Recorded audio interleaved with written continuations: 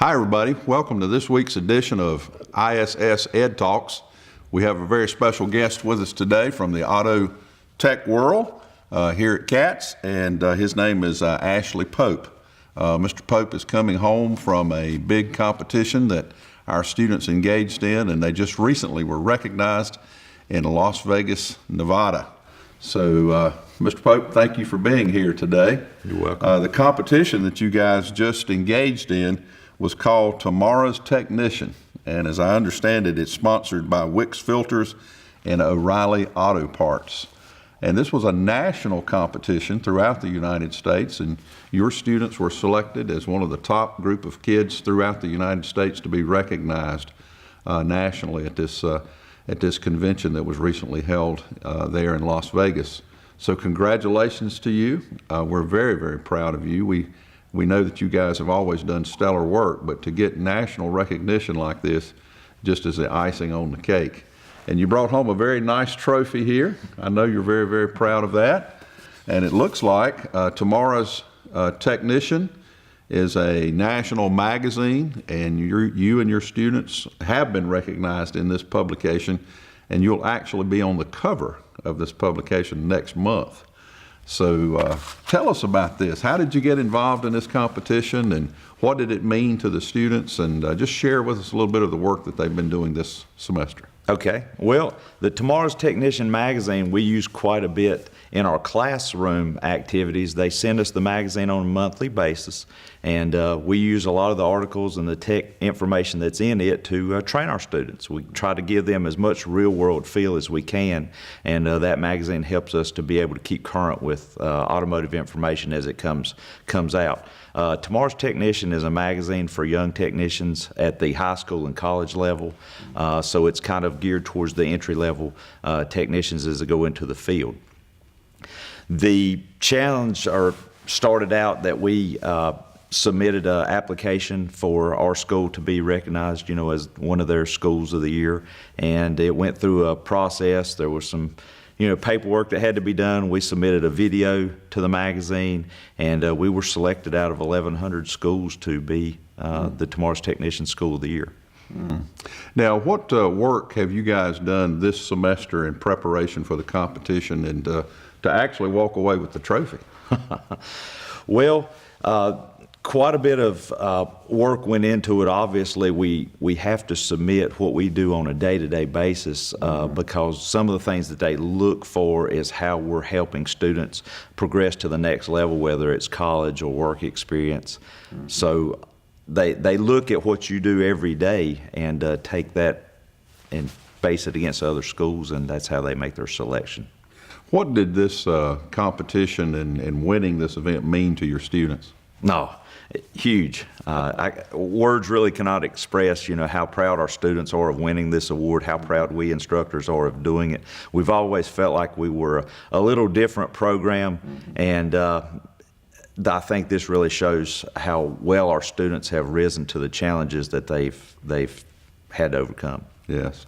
Well, I know you guys have won lots and lots of awards and accolades throughout the years, but this is like winning the Super Bowl of events, because this was actually an international conference that you attended, and you said 1,100 schools nationwide competing in this thing. So to be selected as the #1 school in the nation is quite an honor. I know one of the things, I was visiting with you guys earlier this week, and a lot of the kids was talking about the hands-on learning. It's more about just reading about this and looking at manuals and books. They're getting their hands dirty. Talk to us a little bit about just what you guys do on a day-in, day-out basis there in Auto Tech. Well, our class really is a real-world application class. We take not only the information that we provide the students in the classroom, we do put it to work. We will spend classroom time. We'll go right out to fix vehicles. We're one of the few schools that does actual live projects. We have vehicles that when they come in, they're somebody's baby, and when they go out, they have to be better than they were when they came in. So the students spend a lot of time with that real-world type application. I think it helps to to really fuse together the classroom learning as well as the actual practical application that they have to have. Mm-hmm. And the whole facility is really set up like a working garage. When you go in, you fill out a little paper and tell them what your issue is with your vehicle, and the kids have to do diagnostic applications. They have to go to the parts counter and get the parts, and everything is run like a real business. Yes, that's really how we wanted it to feel, was so that the students had some actual business experience while they're at the school level. They do the exact same things that you would do if you go into a business. You're right, they have the same paperwork or same style of paperwork to fill out. The expectations are the same, and they have the same working environment that they will when they go out and pursue this as a career. Mm-hmm. So it's really an opportunity for them to spend some time and be able to experience work before they actually go to work. And we do try to teach professionalism, and many of our business partners and employers have expressed that that's what they want our students to learn, is to be able to apply their not only skills that they've learned in the classroom, but also some of their professionalism skills, how to communicate with others, how to work as a team, how to be able to fill out paperwork and be able to talk to customers. I mean, we try to cover all of that in our classes. And I know you do a lot with the kids too on what I call soft skills. Yes. Being on time and speaking to people courteously and working with a team and things of that nature. That's so important today when these kids go out into the real world and start looking for employment and whatnot. Yes, that amazingly enough, when we speak to employers, those are the top skills that they want our students to possess. I talk to a lot of business people, and it's amazing. They're not asking for specific skill sets. They're looking for people that are courteous and able to perform well with other individuals in the employment field that they're in. Well, now that you've got this major accomplishment under your belt, what's next for you guys? Well, we've been working on a lot of different projects. We've always tried to keep something new going at Autotech. I think that's one of the things that's made our program so successful over the years, the things that we've been able to continue to do and try to stay fresh and new. We've been involved in quite a few things in 2015. The School of the Year was one of them. We're involved in the Quaker State Challenge, which is a national event. We've been pitted against 5 other high schools, and we're approaching the end of that competition as well. So we've got our fingers crossed that we've performed well in that one as well. Now, I was fortunate this week that I got to visit with you when you were doing the judging on the Quaker State Challenge. And for our listeners today, the Quaker State Challenge, they actually gave you guys an old used car, and I saw that Very thing. used car. Yeah, beat up, really.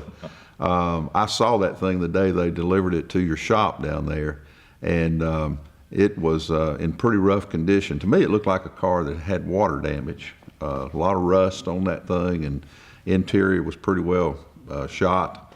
The challenge was to restore that car and to overhaul it from bumper to bumper, increase the proficiency of the engine, the horsepower of the engine. You guys had to paint the thing inside and out. You had to refurbish the interior. Tell us a little bit about what that took. It was a 6-week challenge, wasn't it? Yes, it was 6 weeks.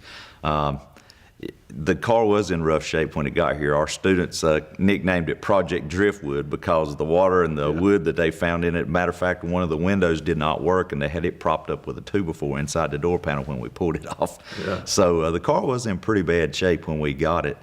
The students worked really hard. We had to assemble a team, and we used all of our students on this project in some point or form or fashion.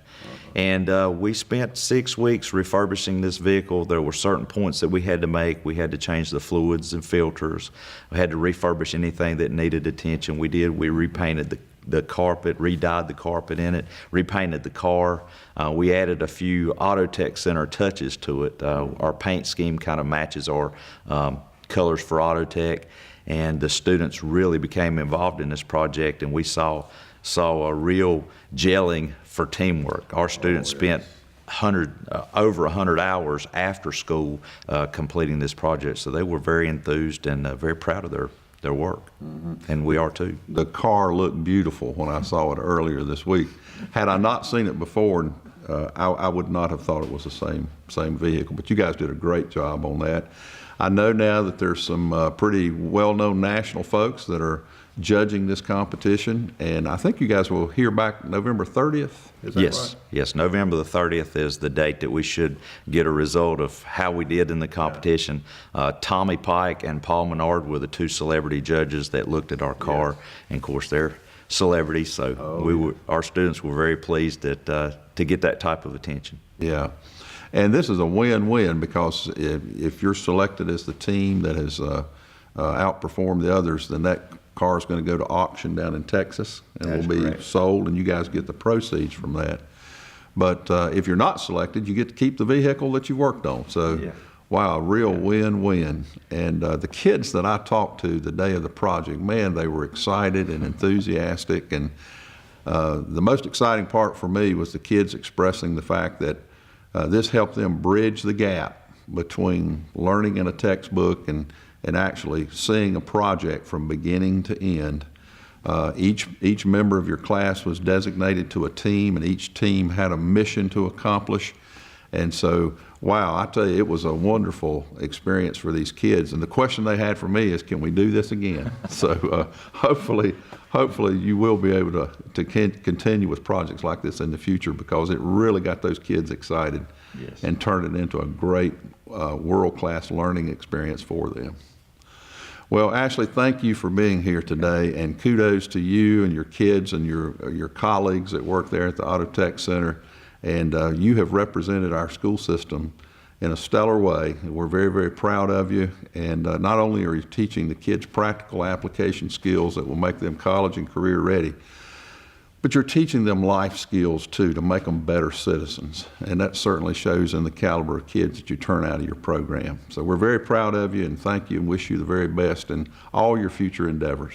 Well, I appreciate that, and our program appreciates that, just like the support we've always got from the administration and the school system for what we're able to do. We're very appreciative of that. Thank you.